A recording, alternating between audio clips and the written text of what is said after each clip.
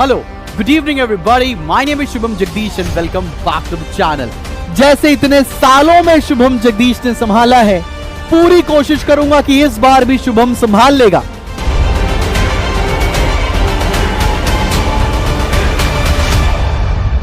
Ready. Running with King Kong, bullets rain down like it's thunder. Ready or not, she got the Glock, she'll put you under. You know we game time on the front line till it's over. Into the trenches for ya, like a soldier. Hello, good evening everybody, my name is Shubham Jagdish and welcome back to the channel. So आज के video में हम लोग chapter number 15 economics ISC का शुरू करने जा रहे हैं, जिसका नाम है balance of payment and exchange rate. तो भाई, जैसा आपको पता है कि अगर आपको इस भी चैप्टर के नोट्स फ्री ऑफ कॉस्ट चाहिए तो आपको करना बस सिंपल सी बात है, मेरा एप्लीकेशन डाउनलोड करना है, डिस्क्रिप्शन में लिंक मिल जाएगा और उसके फ्री स्टडी मटेरियल सेक्शन से आप ये पूरा पीडीएफ डाउनलोड कर सकते हो। And before I begin with my video, आप सभी को पता चल चुका है कि परसेंटेज बूस्टर 4.0 लॉन्च हो चुका है। इसके अंदर मैं आपको तीनों subjects accountancy, economics and commerce live पढ़ाने जा रहा हूं, एकदम स्टार्टिंग से पढ़ाने जा रहा हूं, टू द डिटेल पढ़ाने जा रहा हूं। साथ में मैं इसी कोर्स के अंदर आपको 3 बुक सेट्स आपके घर पर डिलीवर करने जा रहा हूं। इस बुक सेट्स की खासियत क्या है बच्चा पार्टी, मैं आपको बताना चाहता हूं। इस बुक सेट्स में आपको मिलेगा कंटेंट, साथ में मिलेगा access to the exclusive sample papers. इसके बियॉन्ड आपको कोई भी सैंपल पेपर्स खरीदने की कोई भी जरूरत नहीं पड़ रही होगी। और अगर आपको लगता है कि सर वो इस बार बोर्ड का पेपर का पैटर्न चेंज हो गया है, सर हमको जो ऐसे क्वेश्चंस आते हैं जो एनालिटिकल हैं, जो एमसीक्यूज हैं, उसकी प्रैक्टिस उतनी अच्छी तरीके से नहीं हुई, तो बिल्कुल टेंशन वाली बात नहीं है, शुभम संभाल लेगा। हर एक चीज इस पर्टिकुलर कोर्स के अंदर हम लोग कंप्लीट करने जा रहे हैं। हमारी क्लासेस शुरू होने वाली हैं 8 दिसंबर 2024 से, तो उसके पहले पहले आप एनरोल कर सकते हैं अगर सीट्स रही तब तक। तो भाई चलो भाई, बिना किसी टाइम वेस्ट के जल्दी से शुरू करते हैं अपन लोग बैलेंस ऑफ पेमेंट का चैप्टर। अब ये बैलेंस ऑफ पेमेंट होता क्या है मेरी जान, आओ जरा देखा जाए। बैलेंस ऑफ पेमेंट एकदम सिंपल सा किरदार है बैलेंस ऑफ पेमेंट का, तुम्हें इतनी अच्छी तरीके से समझ में आएगा, देखना। The balance of payment of a country is a systematic record of all economic transaction between the residents of one country and residents of foreign countries during a given period of time, usually a 1 year। जैसे मान लो मैं ये एक बंदा हूं, मेरा नाम है शुभम जगदीश और मैं रहता हूं भारत देश में, इंडिया के अंदर, और मैं एक ट्रांजैक्शन कर रहा हूं एक विदेशी नागरिक के साथ। मान लेते हैं इसका नाम है मिस्टर ग्रे। ये वो वाला ग्रे नहीं है जो लड़कियां आप लोग सोच रही हैं, ठीक है ना, मिस्टर ग्रे है। आपस में हम दोनों के कुछ फाइनेंशियल ट्रांजैक्शंस हैं, आपस में कुछ बिजनेस हम लोगों ने किया हुआ है, तो इस सारे ट्रांजैक्शन को अगर सिस्टमैटिकली रिकॉर्ड कर लिया जाएगा for a period of 1 year, तो इसको बोलेंगे बैलेंस ऑफ पेमेंट। तो आसान भाषा में क्या कह सकते हैं, it is systematic record of all economic का मतलब पैसे का transaction between residents of one country and residents of other countries during a given period of 1 year. सब बच्चों को समझ में आया। अगला टॉपिक जो हमारे सिलेबस में है वो है components of balance of payment, और ये लाजवाब टॉपिक है। ये आपको पेपर में ऐसे बाहें फैलाकर इंतजार करता मिलेगा। तुम्हें पता है बैलेंस ऑफ पेमेंट के चैप्टर से बहुत सारी केस स्टडीज बनती हैं, लेकिन टेंशन वाली बात नहीं है, सब कुछ कराएंगे। अगर लगता है तुम्हें हैंड होल्डिंग सपोर्ट चाहिए, तुम्हें कोई ऐसा हो तो जो बार बार तुमसे पढ़वा सके, तो परसेंटेज बूस्टर में मैं यही करने वाला हूं। आपकी जितनी भी प्रिपरेशन हो रखी है, इट्स ओके, नहीं हो रखी है मैं करवाऊंगा, एक एक चीज प्रिपेयर कराऊंगा। आपको बोर्ड्स में 90% प्लस मार्क्स दिलाने की जिम्मेदारी है मेरी, ठीक है ना। तो चलो भैया, components of balance of payment क्या कहता है। कंपोनेंट्स में 2 चीजें आती हैं, एक आता है बाबू करेंट अकाउंट और दूसरा आता है कैपिटल अकाउंट। अब ये करेंट अकाउंट क्या होता है, the current account records all international economic transactions relating to export and import of goods and services, unilateral transfers and international incomes. मतलब करेंट अकाउंट के अंदर आता है export import of goods, export import of services, unilateral transfers और international incomes. इनसे related सारी की सारी चीजों को हम करेंट अकाउंट पे रिकॉर्ड करते हैं। सर ये यूनिलेटरल ट्रांसफर क्या होता है? मुझे पता है तुम्हारे दिमाग में एक ख्याल आ रहा होगा। यूनिलेटरल ट्रांसफर मतलब एक तरफा पेमेंट, मतलब ऐसा कुछ आपने कमा लिया जिसके बदले में आपने कोई भी सर्विस नहीं की है, जैसे स्कॉलरशिप, जैसे कि पेंशन, जैसे कि गिफ्ट्स। ये सब क्या है आपके लिए? ये है यूनिलेटरल ट्रांसफर्स। वैसे ही इंटरनेशनल इनकम्स भी होती है। मान लो विदेश से किसी भी तरह की आपको इनकम आ रही है, आपने विदेश में घर ले रखा था, वहां से रेंट आ रहा है, वो क्या है? International income. Similarly capital account क्या होता है? Capital account records all international economic transactions relating to change in assets। अब एसेट्स में अगर चेंज होगा, चाहे वो फिजिकल एसेट्स हो, चाहे वो फाइनेंशियल एसेट्स हो, अगर कभी एसेट्स में चेंज आएगा तो उसे रिकॉर्ड किया जाएगा कैपिटल अकाउंट के अंदर। सिंपल। तो यहां से एक बाइफर्केशन समझ में आ रहा है ना? क्या करंट अकाउंट में क्या आएगा? Export import of goods and services, unilateral transfers और इंटरनेशनल इनकम। और कैपिटल अकाउंट में क्या आएगा? अगर चेंज इन एसेट हो रहा होगा तो उसको कैपिटल अकाउंट में रिकॉर्ड करेंगे। Simple simple. चलो भैया, बहुत बढ़िया बात है। आगे बात करते हैं। हम करंट अकाउंट ट्रांजैक्शंस के अंदर आते हैं और इसको डिटेल में पढ़ने की हम कोशिश करने जा रहे हैं। अब मैं तुमको अगर एक बात बताऊं, मान लेते हैं ये है मेरा करंट अकाउंट, ये है बाबू मेरा करंट अकाउंट, ठीक है ना? करंट अकाउंट एक है रिसीट साइड और एक है पेमेंट साइड, ठीक है? मान लेते हैं रिसीट साइड और एक पेमेंट साइड। रिसीट मतलब क्रेडिट साइड और पेमेंट मतलब डेबिट साइड, ठीक है ना? अब मैं अगर तुमसे कोई आइटम पूछ लूं कि कौन सा आइटम कहां रिकॉर्ड होता है, तो क्या तुम बता ले जाओगे? कभी कोई दिक्कत वाली बात तो नहीं आएगी? अगर मैंने बोला एक्सपोर्ट ऑफ गुड्स हो रहा है, तो तुम्हारे दिमाग में तुरंत ख्याल आना चाहिए एक्सपोर्ट ऑफ गुड्स हो रहा है, पैसे आएंगे, मतलब रिसीट साइड है, मतलब एक्सपोर्ट ऑफ गुड्स हमको क्रेडिट साइड पर लिखना चाहिए, मतलब रिसीट साइड पर लिखना चाहिए। बात समझ में आ रही कि नहीं आ रही है? सिमिलरली अगर हमने पेमेंट कर दिया इंपोर्ट ऑफ गुड्स, उसको कहां रिकॉर्ड करना चाहिए बाबू? इंपोर्ट ऑफ गुड्स को रिकॉर्ड करना चाहिए पेमेंट साइड, मतलब डेबिट साइड पर रिकॉर्ड करना चाहिए। साइमल्टेनियसली इस तरह कैपिटल अकाउंट में भी आप चीजों को रिकॉर्ड कर सकते हो, ठीक है?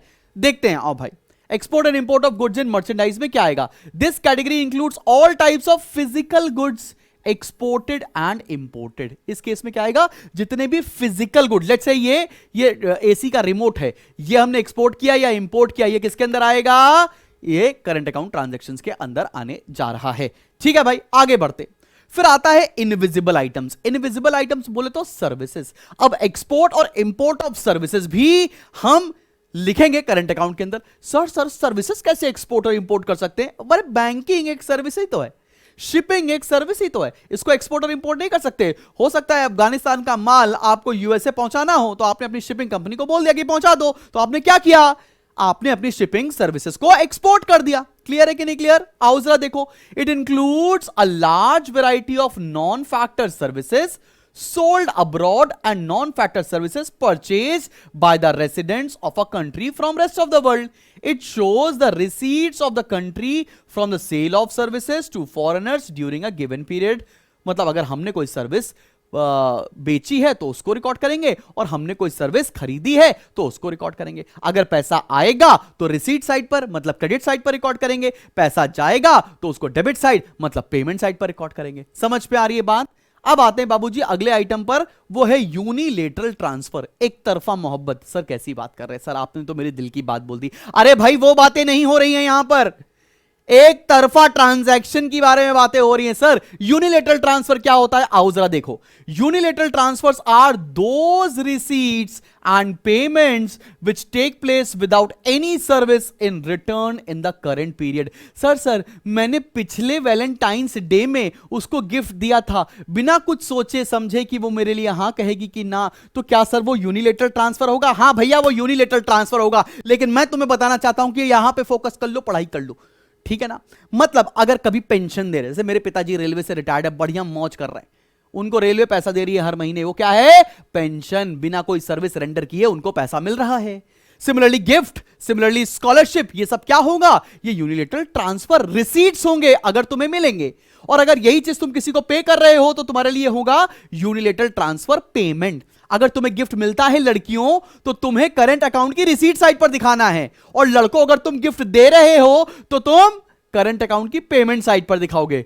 हाँ सर अब क्या ही कर सकते, ए सच है ये, दिखाओ दिखाओ। आगे बढ़ते हैं।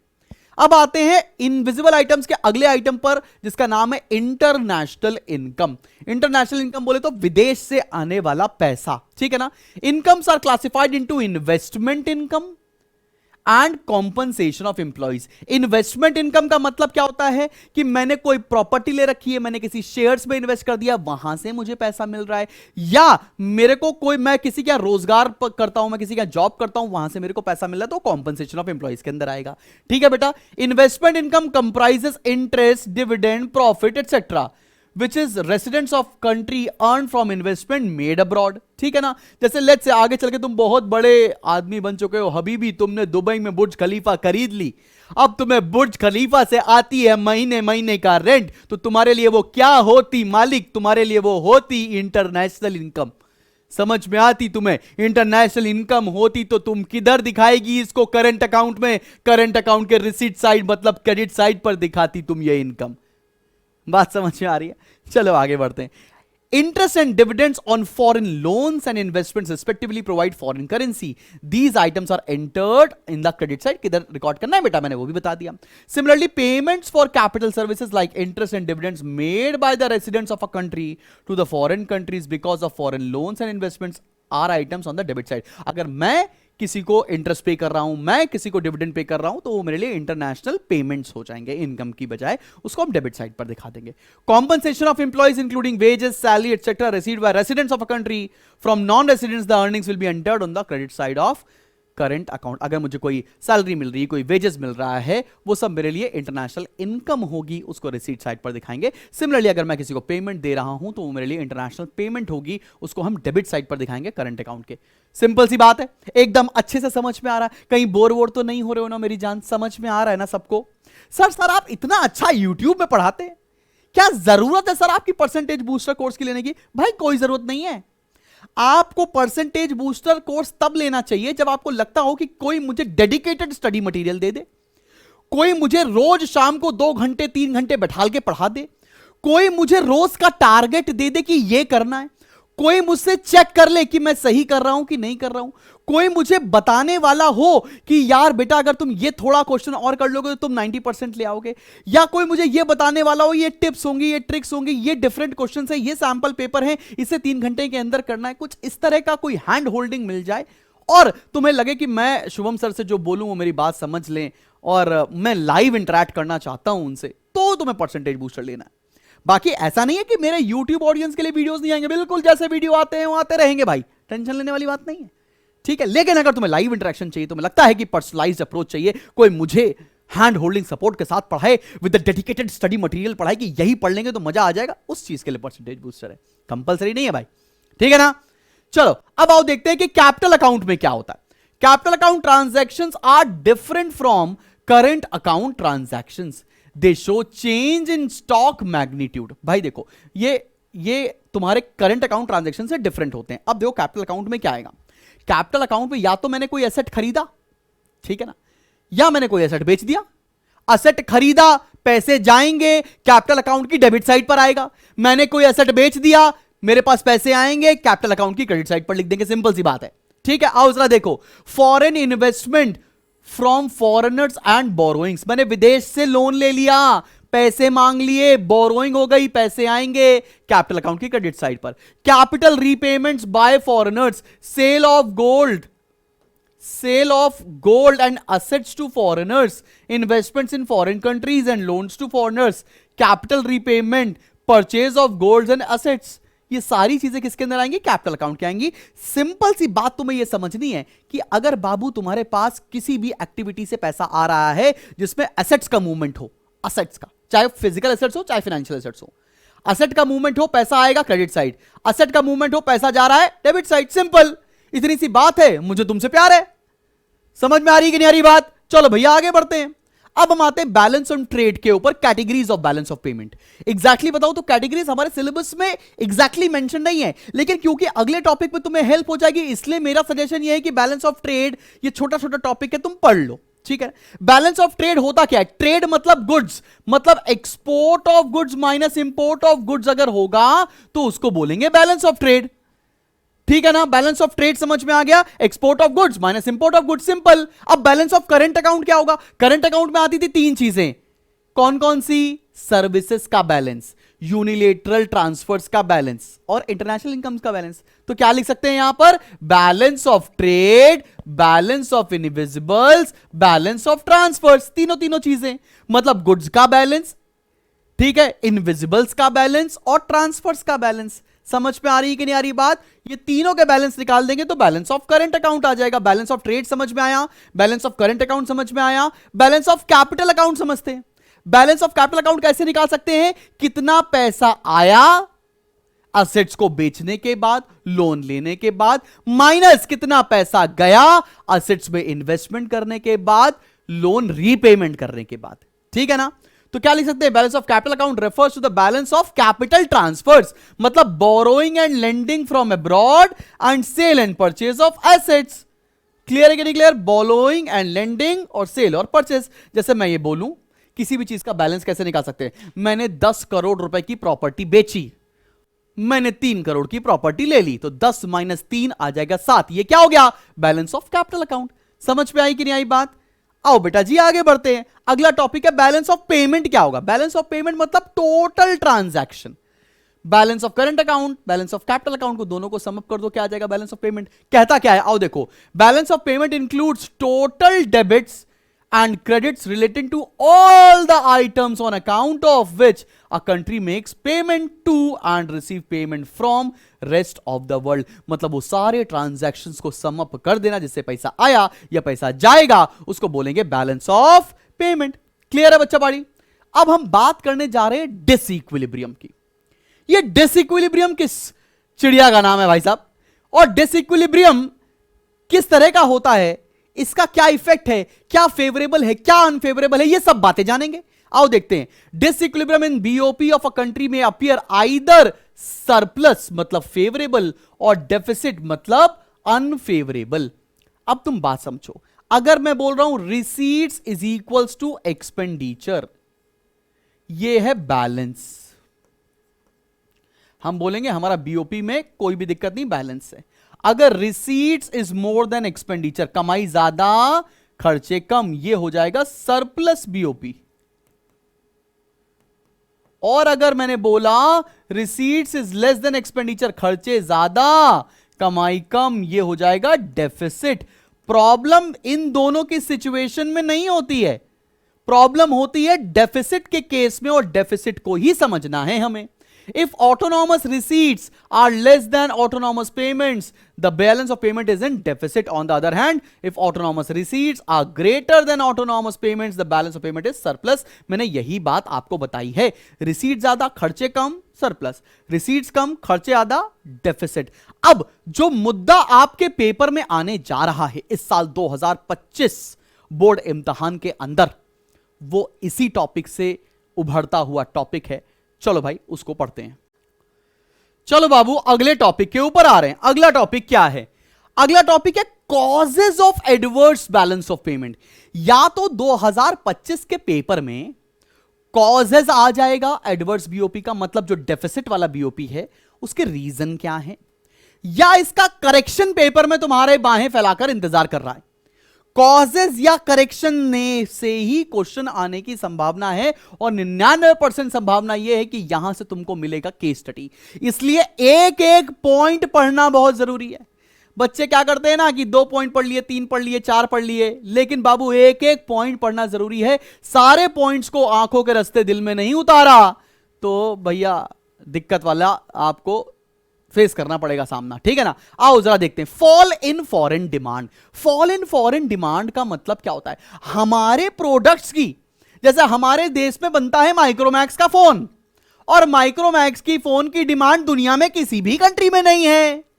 इसका मतलब क्या हो जाएगा? जब हमारे प्रोडक्ट्स की डिमांड किसी भी दुनिया की कंट्री में नहीं होगी तो क्या होने लगेगा?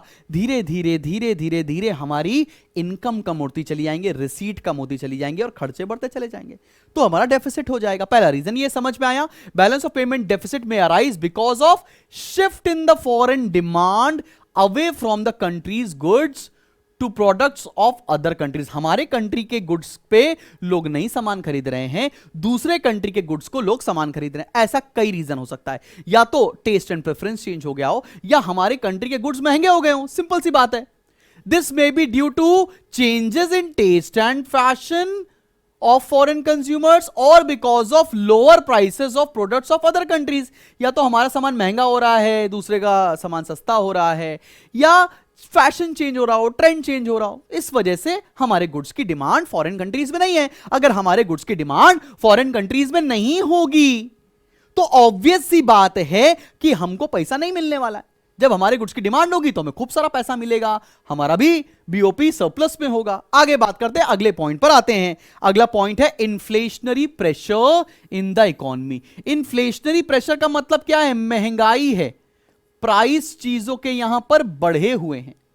इसका मतलब हमारे देश में महंगाई है, हमारे देश में जब इन्फ्लेशन होगा तो यहां पर प्रोडक्ट्स को बनाने का कॉस्ट ज्यादा लगेगा, और जब हमारे देश में प्रोडक्ट महंगा बनेगा, विदेश में प्रोडक्ट सस्ता बनेगा, वही तो लोग हमारा प्रोडक्ट क्यों खरीदेंगे? इनफैक्ट हमारे देश के लोग भी हमारा प्रोडक्ट क्यों खरीदेंगे? वो भी बाहर से सामान मंगा लेंगे। ऐसा होता है ना, हमारे देश में दिवाली के समय जब घरों में लाइट लगाई जा रही होती है या कोई भी सामान खरीदा जा रहा होता है तो हमारे देश में इंडियन मैन्युफैक्चर्ड लाइट्स महंगी मिलती हैं और वेरएस चाइनीज मैन्युफैक्चर्ड लाइट्स सस्ती मिलती है। इसका रीजन क्या है? इसका वन ऑफ द रीजन है inflationary pressure in the economy, because हमारे देश में ऑलरेडी बहुत महंगाई है, जिसकी वजह से हम महंगा सामान बना रहे हैं और महंगा के होने के चक्कर में लोग हमारा सामान नहीं खरीद रहे हैं। आओ जरा देखो, in a developing country like India adverse balance of payment may result from domestic inflation.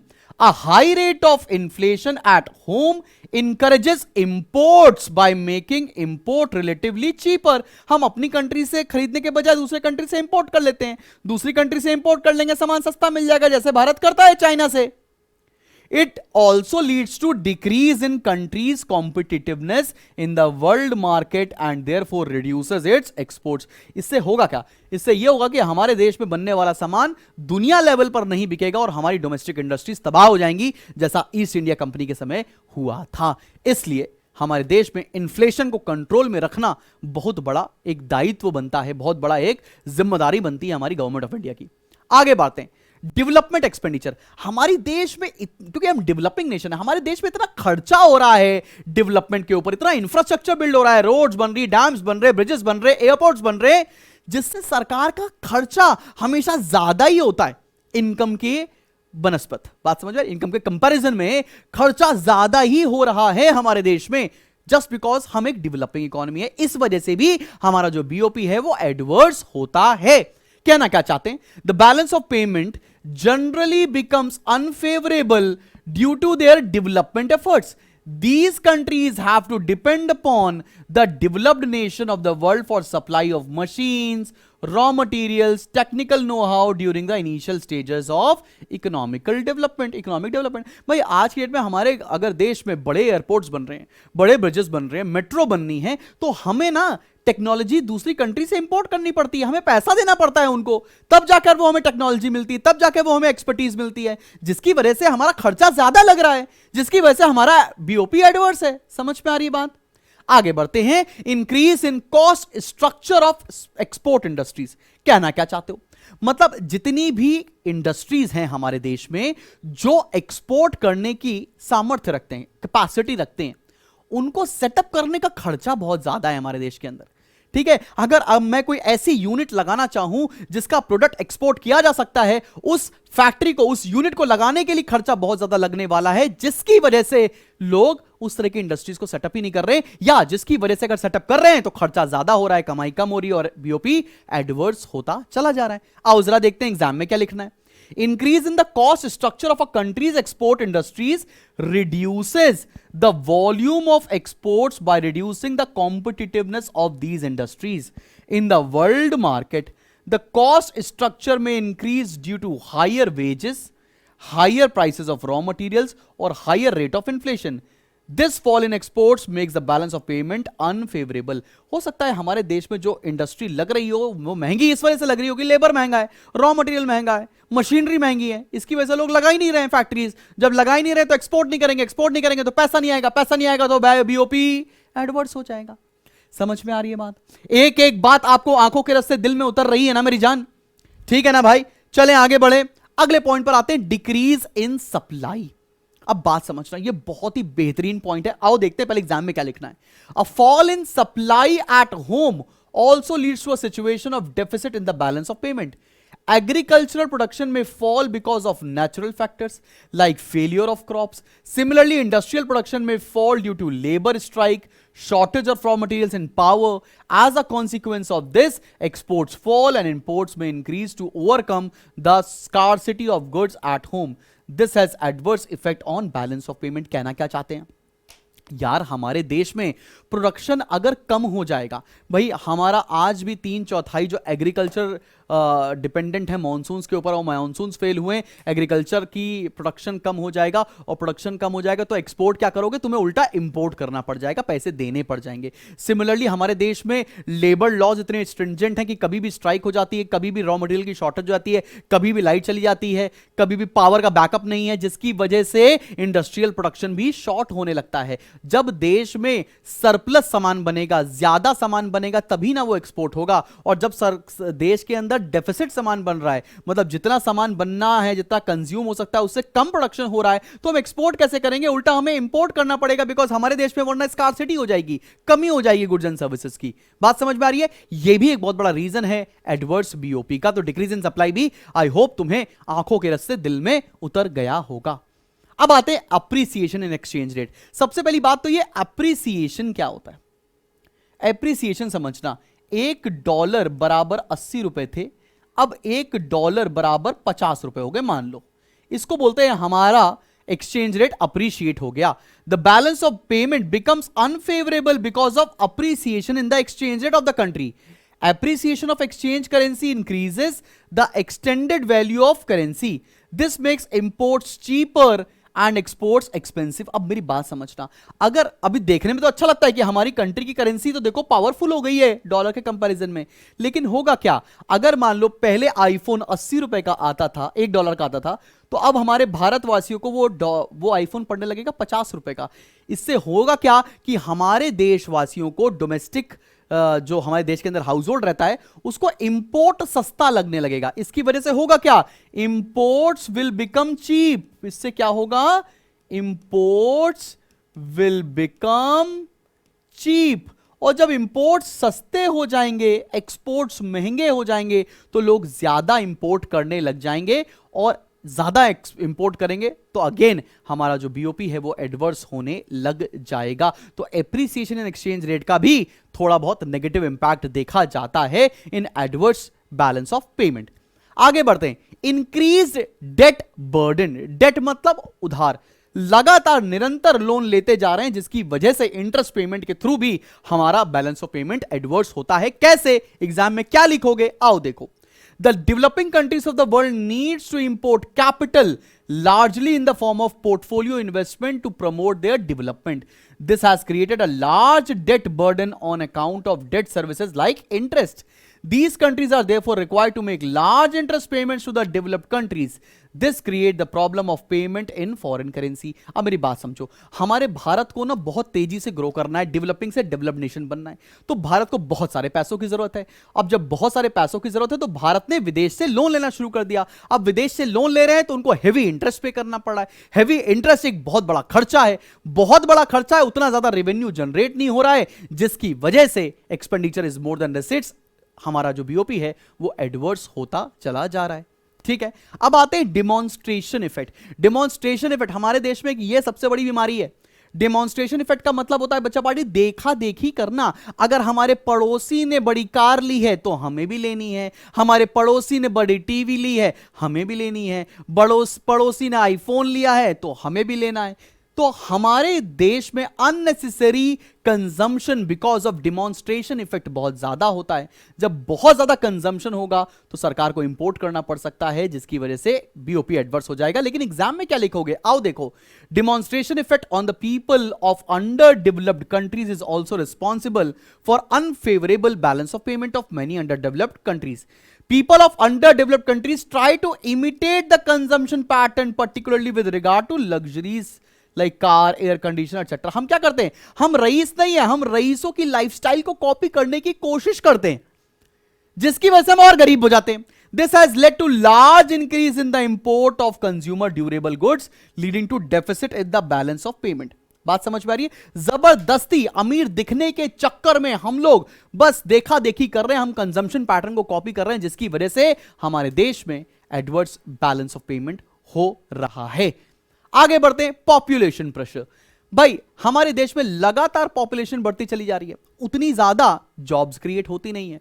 ज्यादा पॉपुलेशन बढ़ेगी, ज्यादा डिमांड होगी, ज्यादा गुड्स हमारे देश में ही कंज्यूम हो जाएंगे, तो हम उनको एक्सपोर्ट क्या करेंगे, ठीक है ना, जिसकी वजह से एडवर्स बैलेंस ऑफ पेमेंट देखा जाता है। A rapid increase in population of many under developed countries has led to increase in demand of all types of consumer goods. As a result, export surplus has fallen. A fall in export earnings has an adverse effect on balance of payment. जब हम export नहीं कर पाएंगे, जब हम foreign exchange earn नहीं कर पाएंगे, तो हमारा बीओपी तो एडवर्स होना ही होना है। अगला है और लास्ट है पॉलिटिकल फैक्टर्स। भाई हमारे देश में या किसी भी देश में अगर बहुत इनस्टेबल गवर्नमेंट होती है तो उस इनस्टेबल गवर्नमेंट में कोई भी इन्वेस्टमेंट करना नहीं चाहता है, और जिस भी कंट्री में बहुत स्टेबल गवर्नमेंट को देखा गया है वहां पर इन्वेस्टर्स इन्वेस्ट करना चाहते हैं, और जिसकी वजह से बीओपी एडवर्स हो सकता है। आओ देखते हैं, political factors are also responsible for making the balance of payment unfavourable. First, political turmoil and instability is a number of countries, many African countries, Gulf countries, Afghanistan etc. have adverse effect on their balance of payment. मतलब जिस भी country में ये देखा गया है कि ज़्यादा तख्ता पलट हो जाता है, जहाँ पे स्टेबिलिटी ऑफ गवर्नमेंट नहीं होती है, वहाँ पे इन्वेस्टर्स इन्वेस्ट नहीं करते, और जब इन्वेस्टर्स इन्वेस्ट नहीं करेंगे तो वो कंट्री ग्रो नहीं करेगी तो इनकम नहीं आएगी तो खर्चे ही होते जाएंगे और बैलेंस ऑफ पेमेंट एडवर्स होगा। तो चलो बच्चा पहाड़ी, यहां पर ये टॉपिक खत्म होता है और अब बढ़ते हैं इसके करेक्शन के ऊपर। चलो बच्चे पार्टी, बढ़ते हैं हम लोग अगले टॉपिक की तरफ। अगला टॉपिक क्या है मेरी जान? अगला टॉपिक है मेजर्स ऑफ या measures to correct disequilibrium in the balance of payment. अब भाई जो बैलेंस ऑफ पेमेंट में हमारे डिसइक्विलिब्रियम आ रहा है, इसको सही करेंगे। सही कैसे करा जाए? तो ये मेजर्स ऑफ नहीं है, ये मेजर्स टू है, measures to correct disequilibrium in the balance of payment. अब भाई तुमको पता है, ज्यादा उम्मीद इस बात पर है कि पेपर में आपसे प्रॉब्लम सॉल्विंग एटीट्यूड चेक किया जाएगा कि आप किसी भी प्रॉब्लम को सॉल्व कैसे करते, प्रॉब्लम किस वजह से है, उसका सॉल्यूशन कैसे है। अगर ये दोनों बात बच्चों को पता हो तो वहां पर आपका examination should hit in the board 2025। तो बैलेंस ऑफ पेमेंट को सही किस तरीके से किया जा सकता है, इसको पढ़ना उतना ही इंपॉर्टेंट है जितना इंपॉर्टेंट यह पढ़ना है कि बैलेंस ऑफ पेमेंट एडवर्स होता क्यों है। ठीक है, पहला रीजन, आओ भाई, पहला रीजन है डेप्रीसिएशन। डेप्रीसिएशन करके हम बैलेंस ऑफ पेमेंट जो एडवर्स है उसको सही कर सकते हैं। सही, डेप्रीसिएशन क्या होता है आओ समझते हैं। वैसे डेप्रीसिएशन, डिवैल्यूएशन अभी आगे तुमको और डिटेल में पढ़ाया जाएगा, ठीक है ना, क्योंकि अगला ही टॉपिक फॉरेन एक्सचेंज है, इसी चैप्टर का कंटिन्यूएशन। लेकिन फिर भी अभी आया है तो मेरा कर्तव्य बनता है कि मैं अभी आपको बताऊं। भाई देखो, अगर $1 बराबर 80 रुपए हैं आज की डेट में, और हमारे देश की करेंसी $1 बराबर 100 रुपए हो जाए, $1 बराबर 100 रुपए हो जाए, तो हम ये बोल सकते हैं कि हमारी कंट्री की करेंसी डेप्रिशिएट हो जा रही है। लेकिन अब इसी बात को हमें थोड़ा प्यार से समझना है। मान लेते हैं एक मिस्टर ग्रे हैं, हाँ लड़कियों ये वही मिस्टर ग्रे हैं जिनके बारे में आप सोच रही हैं, मिस्टर ग्रे। अच्छा सर, इनकी तो पिक्चर देखी है हमने, हाँ भाई ठीक, कोई बात नहीं, मिस्टर ग्रे हैं। अब ये मिस्टर ग्रे इंडिया में आकर दिल्ली में रुके, दिल्ली में आए हैं और अपनी बंदी के लिए शॉपिंग कर रहे हैं सरोजनी की मार्केट से, सरोजनी नगर वाली मार्केट से, एक्सक्यूज मी, वही वाली मार्केट, ठीक है ना, आकाश गुप्ता वाली मार्केट। अभी पहले ये आते थे तो $1 में ये 80 रुपए का सामान खरीद के जाते थे। अब मिस्टर ग्रे $1 खर्च कर रहे हैं और ₹100 का सामान खरीद के जा रहे हैं, तो मैं ये नहीं बोल सकता क्या कि मिस्टर ग्रे के लिए सामान सस्ता हो रहा है?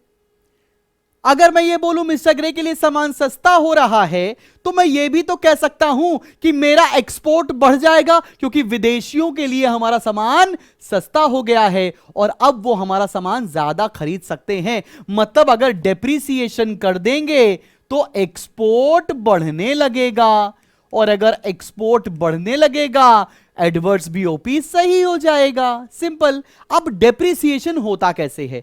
डेप्रिसिएशन होता है under flexible exchange rate system. मतलब डेप्रिसिएशन होता है because of the forces of demand and supply. अभी इसी चैप्टर में आगे पढ़ेंगे। इसी का सेम होता है डिवैल्यूएशन। डिवैल्यूएशन भी सेम है, $1 बराबर 80 रुपीज, $1 बराबर 100 रुपीज। अंतर क्या है डेप्रिसिएशन डिवैल्यूएशन में? डिवैल्यूएशन करने की वजह से भी देश का एक्सपोर्ट बढ़ेगा। डिवैल्यूएशन की वजह से भी क्या होगा? देश का एक्सपोर्ट बढ़ेगा। लेकिन डिवैल्यूएशन होता है under fixed exchange rate system. कौन से exchange rate system? Fixed exchange rate system के अंदर होता है। फिक्स्ड एक्सचेंज रेट सिस्टम के अंदर होता है। फिक्स्ड एक्सचेंज रेट कौन चलाता है? गवर्नमेंट चलाती है उस देश की। तो अगर गवर्नमेंट कंट्रोल करेगी सीधा सीधा तो डीवैल्यू कर देगी करेंसी को, और अगर market forces of demand and supply govern करेंगे तो करेंसी डेप्रिशिएट होगी। क्लियर है कि नहीं क्लियर? दोनों का इंपैक्ट सेम इंपैक्ट होता है। आप यही पेपर में लिखकर आने वाले हो। आई होप तुम्हें समझ में आ गया। क्लियर है? चलो भाई देख लें। Under the flexible exchange rate system, changes in the rate of exchange will automatically adjust the balance of payment. Depreciation of country's currency will wipe out deficit in the balance of payment because export बढ़ जाएगा। Devaluation में क्या होगा? A country can devalue its currency in relation to foreign currency to wipe out deficit in the balance of payment. This makes the imports expensive to domestic consumers and exports cheaper to foreign countries. Same बात जो मैंने बताई है वही है। If demand and supply elasticities are fairly high, deducting will definitely lead to fall in imports and rise in exports, thereby resulting in elimination of reduction of balance of payment deficit. बस इतना पता है। Depreciation और devaluation same होता है। Depreciation होता है flexible exchange rate system के अंदर, डिवैल्यूएशन होता है फिक्स्ड एक्सचेंज रेट सिस्टम के अंदर। डेप्रिसिएशन होता है because of the forces of demand and supply, और डिवैल्यूएशन होता है बिकॉज ऑफ गवर्नमेंट इंटरवेंशन। ठीक है, बात समझ में आ गई। अब इसका अगले पॉइंट पर आते हैं, इंपोर्ट कंट्रोल। मतलब गवर्नमेंट क्या करने लगे हमारे देश के अंदर कि जितना सामान हमारे देश में इंपोर्ट होगा उसके ऊपर रिस्ट्रिक्शन, उसके ऊपर कोटा लगा दे। लेट्स से कंपनी, अगर हमारी देश की सरकार बोल दे कि इस साल सिर्फ मैं 1 लाख करोड़ का ही सामान इंपोर्ट करने दूंगा, तो 1 लाख करोड़ के ऊपर का सामान इंपोर्ट नहीं हो सकता है। इंपोर्ट कंट्रोल, इंपोर्ट रिस्ट्रिक्शंस लगा दी हमारे देश ने। आओ देखते हैं एग्जाम में क्या लिखना है। इंपोर्ट्स में भी keep in check through the adoption of wide variety of import control measures such as quotas and tariffs. Quota का मतलब क्या होता है? लिमिट लगाना। quotas limit the volume of imports by applying quantitative restrictions. यहां पर एक MCQ बनेगा। क्वांटिटेटिव रिस्ट्रिक्शन लगाने के लिए कौन सा मेथड यूज होता है? तो तुम बताओगे इंपोर्ट कंट्रोल के अंदर कोटा सेट किया जाता है। The government may, for example, decide that only 90% of the last year's volume of imports can be imported this year. The government may also increase the import duties or tariff. और दूसरा तरीका क्या होता है? हम टैक्सेस बढ़ा दें, हम टैरिफ बढ़ा दें, तो लोग वैसे ही हमारे देश में इंपोर्ट नहीं करेंगे। जैसे भारत सरकार ने अगर तुम्हें आज की डेट में कोई भी कार विदेश से इंपोर्ट करनी हो तो 100% टैक्स लगा रखा है। लो भैया करो इंपोर्ट, ठीक है ना। आते हैं एक्सपोर्ट प्रमोशन। वो इंडस्ट्रीज जो भारत में ज्यादा सामान एक्सपोर्ट कर सकती हैं उनको सब्सिडीज देना शुरू कर दिया, उनको टैक्सेस कम कर दिया कि भैया तुम एक्सपोर्ट करते हो, बहुत बढ़िया कंपनी हो, तुम हम लोग को फॉरेन एक्सचेंज अर्न करके लाते हो, तुम हमारे एडवर्स बीओपी को सही करते हो, ये लो सब्सिडीज लो, टैक्स मत दो। इस तरह की छूट देने लगे। The government may pursue various export promotion measures to stimulate exports. First it may reduce export duties so as to encourage exports. Export duties खत्म कर दिए, टैक्सेस खत्म कर दी। Secondly cash assistance and subsidies can be given to exporters to stimulate exports. Subsidies देना शुरू कर दिए ताकि ज्यादा से ज्यादा एक्सपोर्ट किया जा सके। आगे बढ़ा जाए बेटा। अगला पॉइंट है exchange control. Another important method of correcting disequilibrium in the balance of payment is control or exchange restrictions.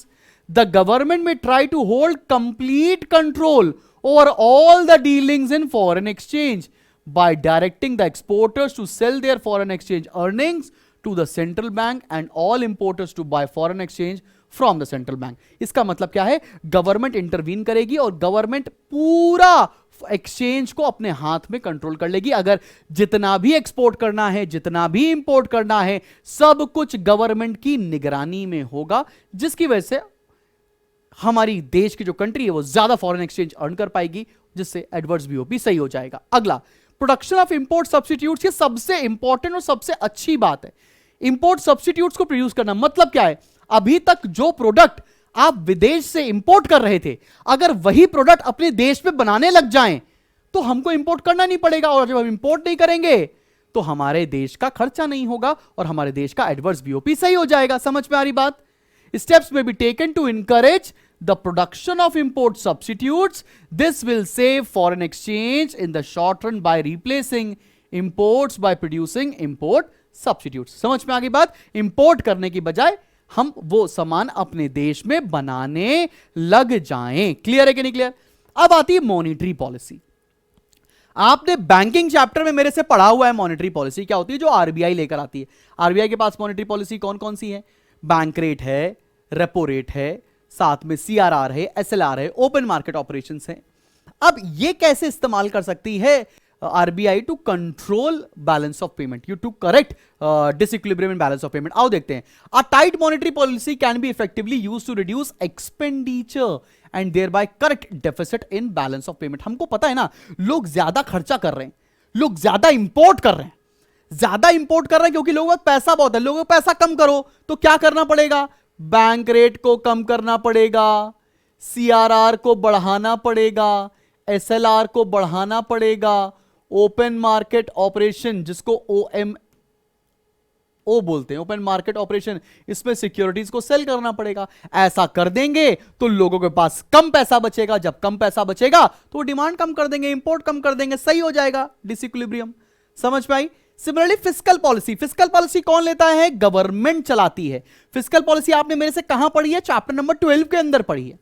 ठीक है ना? अब फिस्कल पॉलिसी के अंदर गवर्नमेंट के पास कौन से इंस्ट्रूमेंट्स है? Taxation, public borrowing, public spending, public expenditures को बोलते हैं. अब सरकार क्या कर सकती है?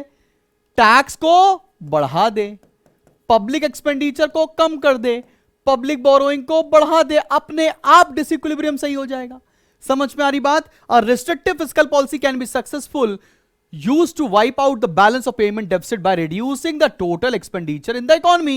The restrictive fiscal policy is characterized by increase in taxes, decrease in government expenditure and increase in public borrowing. ये P है. सब बच्चों को समझ में आया मैं क्या बोल रहा हूं? Monetary policy RBI, fiscal policy government of India. समझा चुके हैं ये बात, भूलना नहीं भाई. ठीक है, चलो भैया आगे बढ़ते हैं. अगला है कैपिटल इंपोर्ट. सबसे घटिया पॉइंट है, ये पाकिस्तान करता है. मतलब जब मेरे पास पैसों की कमी हो जाएगी मालिक, तब मैं दूसरी कंट्री से पैसा मांग लूंगा. लाओ, मेरी जेब में पैसा नहीं है, तुम मुझे पैसा लाकर दे दो. इसे बोलते हैं कैपिटल इंपोर्ट. क्या ऐसा करना सही है? नहीं भैया. आईएमएफ से लोन ले लिया, वर्ल्ड बैंक से लोन ले लिया, अफगानिस्तान से लोन ले लिया, सबसे लोन ही ले लेते हैं भाई. Deficit in the trade balance can be corrected in the short run by borrowing capital from individuals and government of other countries as well as borrowings from international financial institution like World Bank, IMF, etc. इसको बोलते हैं capital import. जब पैसा नहीं है मांग लो, पैसे की जरूरत खत्म. ठीक है, बात समझ में आ गई सब बच्चों को? चलो भैया चलो, यहां तक की बातें तो तुम सबको मैंने क्लियर करा दी हैं.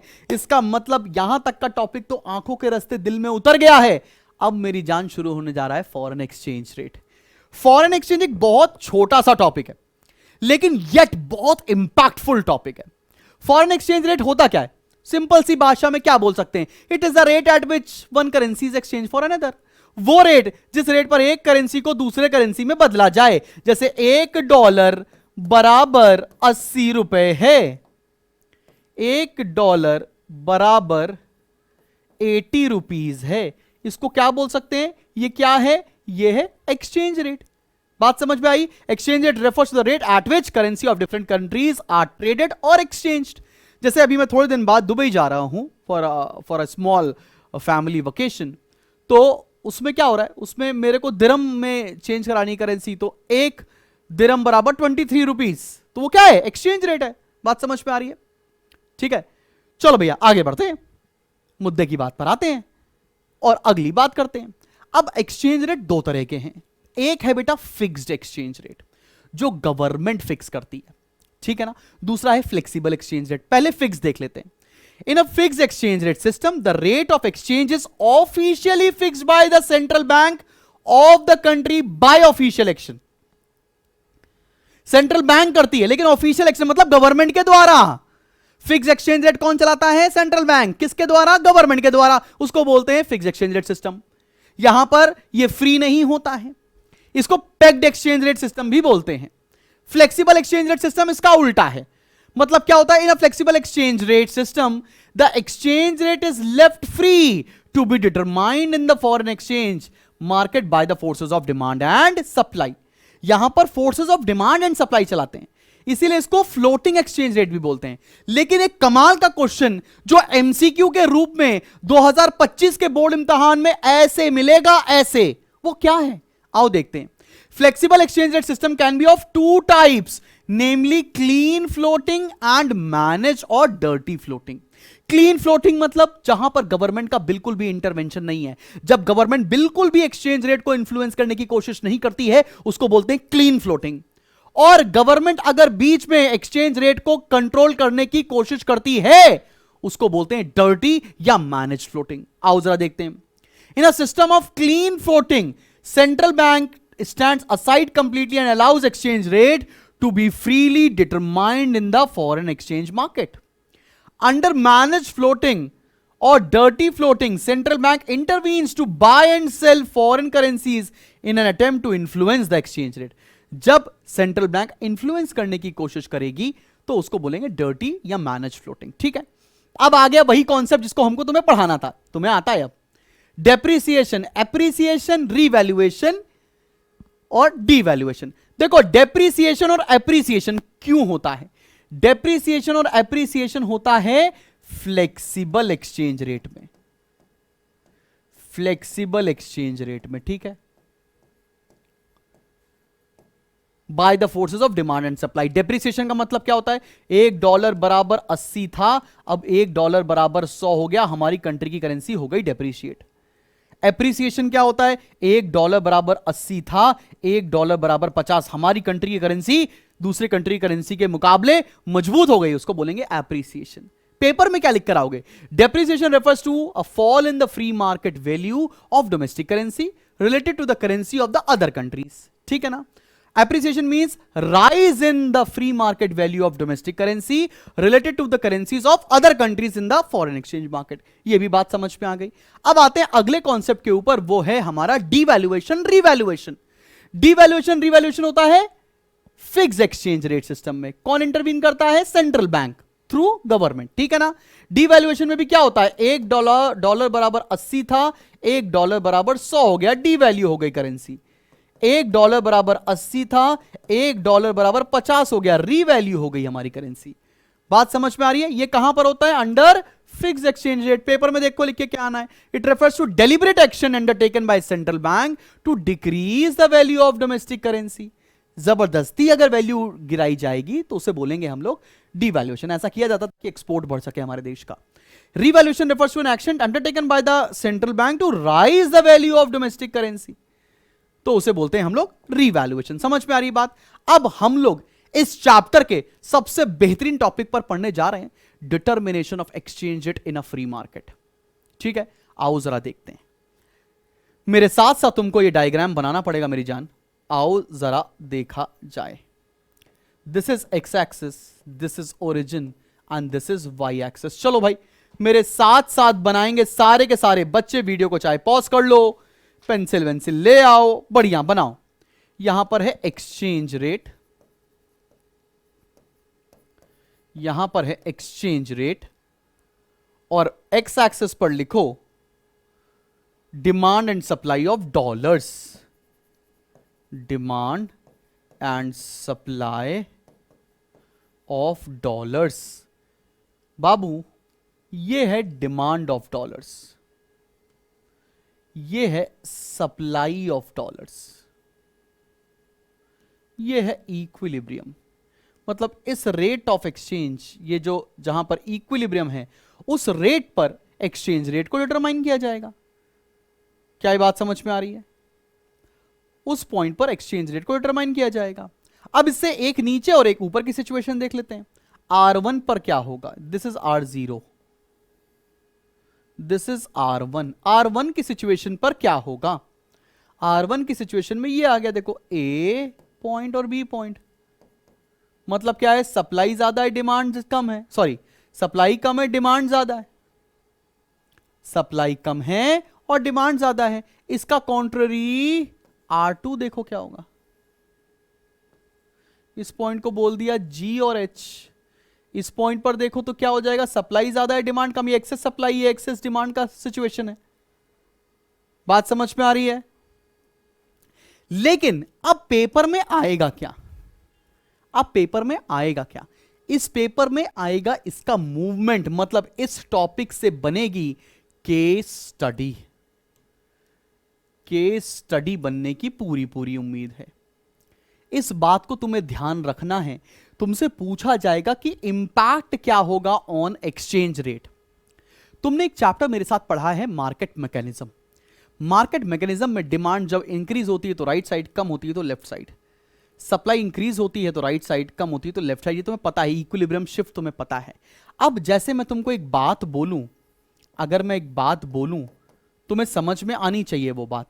मान लेते हैं अभी करेंटली डिमांड ये है, सप्लाई बेटा जी ये है, इक्विलिब्रियम ये है, this is rate of exchange, this is demand and supply of dollars. ठीक है ना भाई? अब मैंने तुमसे एक क्वेश्चन बोला कि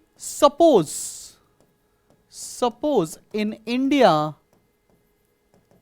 there is sudden increase in demand of iPhones। अब इसका इंपैक्ट पूछ रहे हैं कि रेट ऑफ एक्सचेंज पर क्या होने वाला है। सोचो और इसका जवाब दो कि भैया पता चल रहा है कि भाई हमारे देश में ना आईफोन्स की डिमांड बढ़ गई है। अगर हमारे देश में आईफोन्स की डिमांड बढ़ जाएगी तो उससे होगा क्या? अगर हमारे देश में आईफोन्स की डिमांड बढ़ जाएगी तो इसका मतलब बेसिक सा ये है कि हमें डॉलर्स ज्यादा चाहिए होंगे। अगर हम ज्यादा आईफोन अमेरिका से मंगाएंगे तो हमें अमेरिका को ज्यादा डॉलर्स पे करने पड़ेंगे। मतलब कहीं ना कहीं demand of dollars will rise. Demand of dollars will rise. If demand of dollars will rise तो नया एक्सचेंज रेट क्या हो जाएगा? एक्सचेंज रेट बढ़ जाएगा। मतलब अगर कभी डिमांड बढ़ेगी, एक्सचेंज रेट बढ़ जाएगा।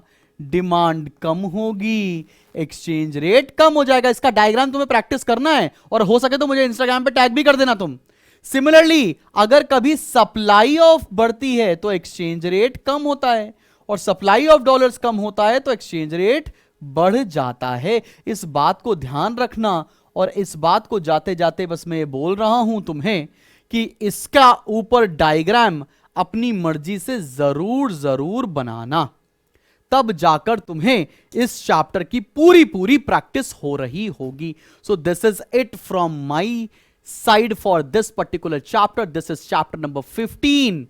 और जैसा बोला है ना, शुभम संभाल लेगा तो संभाल लेगा। अगर लगे तुम्हें मेरी जरूरत है, तुम्हें लाइव क्लासेस चाहिए, तुम्हें 1-on-1 हैंड होल्डिंग सपोर्ट चाहिए, तुम्हें एक्सपर्ट स्टडी मटेरियल चाहिए, तो आ जाओ परसेंटेज बूस्टर में। तुम्हारा इंतजार है। क्लासेस शुरू होने वाली हैं 8 दिसंबर से। Bye bye, lots of love.